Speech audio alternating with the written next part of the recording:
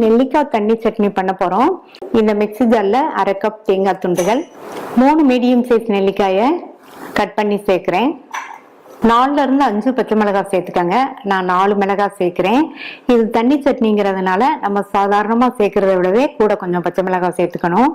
3 பல் பூண்டு, கொஞ்சமா கறிவேப்பிலை இலைகள், ஒரு சின்ன பீஸ் புளி, ஒரு கையளவு கொத்தமல்லி இலைகள், சட்னிக்கு தேவையான அளவு உப்பு. இப்ப இந்த அளவு உப்பு சேர்த்திருக்கேன். அப்புறமா தண்ணி சேர்த்துட்டு செக் பண்ணி தேவைப்பட்டா சேர்த்துக்கலாம். இதுல கொஞ்சமா தண்ணி சேர்த்திருக்கேன். அரைச்சிட்டு வந்துடலாம். அரைச்ச சட்னியை இந்த பவுலுக்கு டிரான்ஸ்ஃபர் பண்ணிட்டு இதுல 1 கப் தண்ணி சேர்க்கிறேன். இந்த அளவுக்கு இருக்கு. இன்னொரு 1/4 கப் மட்டும் தண்ணி சேர்க்கிறேன். நல்லா மிக்ஸ் பண்ணியாச்சு. சட்னி இந்த கன்சிஸ்டன்சில இருந்தா விட்டு சாப்பிட்றதுக்கு நல்லா இருக்கும். இப்ப உப்பு செக் பண்ணி பார்க்கலாம். உப்பு சரியா இருக்கு. நீங்க தேவைப்பட்டா சேர்த்துக்கங்க. அடுத்து தாளிப்பு கொடுத்துடலாம். தாளிப்பு போடுறதுக்கு 2 டீஸ்பூன் எண்ணெய் விட்டு சூடாயிடுச்சு. இதுல 1/2 டீஸ்பூன் கடுகு, 1/2 டீஸ்பூன் உளுந்து, கறிவேப்பிலை, 2 கட் பண்ண காஞ்ச மிளகாய், கொஞ்சமா பெருங்காய பவுடர். தாளிப்பை சட்னியில சேர்க்கிறேன். டேஸ்டான நெல்லிக்காய் தண்ணி சட்னி ரெடி ஆயிடுச்சு. தக்காளி வேர்க்கடலை சட்னி பண்ண போறோம். ஸ்டவ்ல ஒரு பேன் போட்டிருக்கேன். அதுல 1/2 டேபிள் ஸ்பூன் எண்ணெய் சூடானதும் இதுல 2 டீஸ்பூன் உளுந்து சேர்த்து லைட்டா வறுத்து விட்டுட்டு அடுத்து இது கூட 2 டீஸ்பூன் கொத்தமல்லி விதை சேர்த்துக்கலாம்.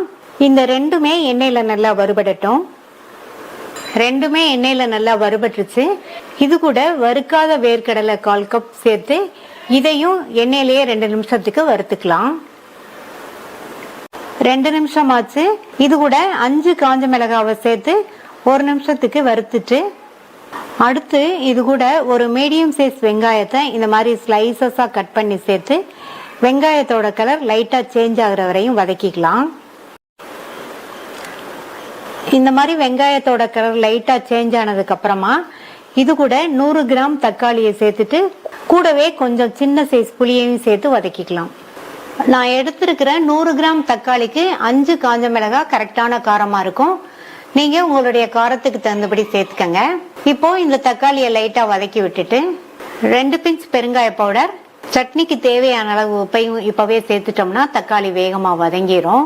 இப்ப இத 2-3 நிமிஷத்துக்கு நல்லா வதக்கி விட்டுக்கலாம். 3 நிமிஷம் ஆச்சு. தக்காளி எல்லாம் நல்லா வதங்கிடுச்சு.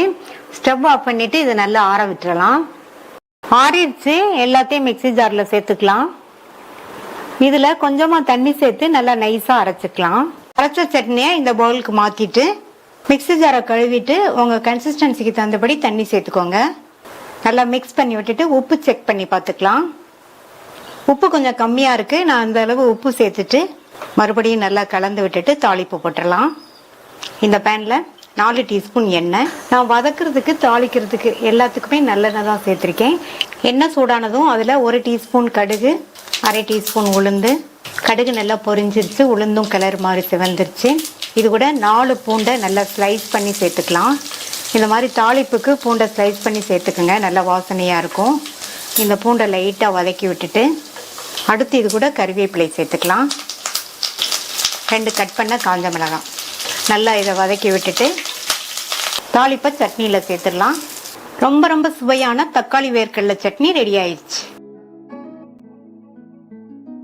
ஹெல்தியான டேஸ்டான வெள்ளரிக்காய் சட்னி பண்ண போறோம். இந்த மிக்ஸி ஜார்ல 2 டேபிள் ஸ்பூன் தேங்காய் துருவல், 1 டேபிள் ஸ்பூன் பொட்டுக்கடலை, 2 பச்சை மிளகாய், கொஞ்சமா இஞ்சி, ஒரு சின்ன பீஸ் புளி, 1 கப் அளவு கட் பண்ண வெள்ளரிக்காய், 1/2 கைப்பிடி அளவு ஃப்ரெஷ்ஷான கொத்தமல்லி இலை, சட்னிக்கு தேவையான அளவு உப்பு, தேவையான அளவு தண்ணி சேர்த்து நல்லா நைஸா அரைச்சுக்கலாம்.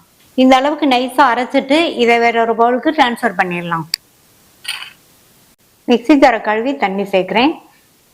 தண்ணி சேர்த்துருக்கிறதுனால இன்னும் கொஞ்சம் உப்பு சேர்த்து மிக்ஸ் பண்ணி விட்டுட்டு தாளிப்பு போட்டுடலாம். சட்னி இந்த கன்சிஸ்டன்சில இருந்தா இட்லி தோசைக்கு விட்டு சாப்பிட்றதுக்கு கரெக்டா இருக்கும். தாளிக்கிறதுக்கு இந்த பேன்ல 2 டீஸ்பூன் எண்ணெய் விட்டு சூடாயிடுச்சு. இதுல 1/2 டீஸ்பூன் கடுகு, 1/2 டீஸ்பூன் உளுந்து, 2 காஞ்ச மிளகாய், கறிவேப்பிலை. தாளிப்ப சட்னியில சேர்த்தாச்சு.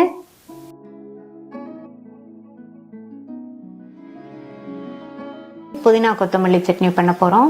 இந்த பேன்ல 2 டீஸ்பூன் எண்ணெய் சேர்க்கிறேன். எண்ணெய் சூடாயிடுச்சு. இதுல அரை கைப்பிடி அளவு கிளீன் பண்ண புதினா இலைகள், அதே அளவு கிளீன் பண்ண கொத்தமல்லி இலைகள் ரெண்டையும் எண்ணெயிலேயே நல்லா வதக்கிக்கலாம்.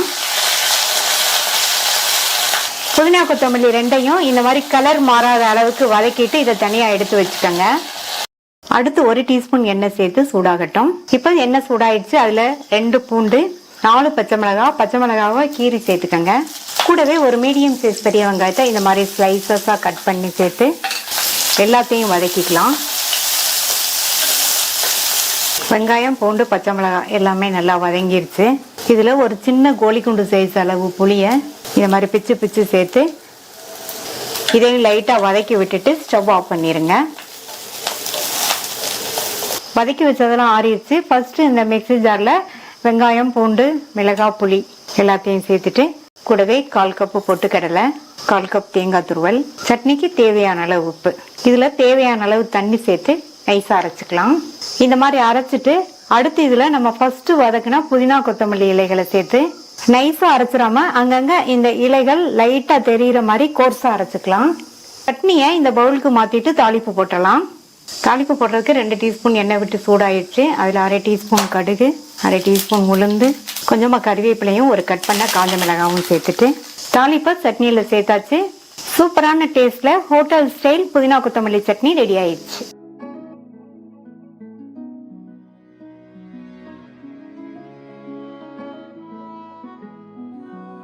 கேரட் சட்னி பண்றதுக்கு இந்த பேன்ல 2 டேபிள் ஸ்பூன் எண்ணெய் சேர்த்து சூடானதும் 1 டீஸ்பூன் கடலைப்பருப்பு, 1 டீஸ்பூன் உளுந்தம்பருப்பு, பருப்பு ரெண்டும் லைட்டா வறுபட்டதும் இதுல 1/4 டீஸ்பூன் சீரகம், 1/4 டீஸ்பூன் மிளகு. இப்ப எல்லாமே வறுபட்டுருச்சு.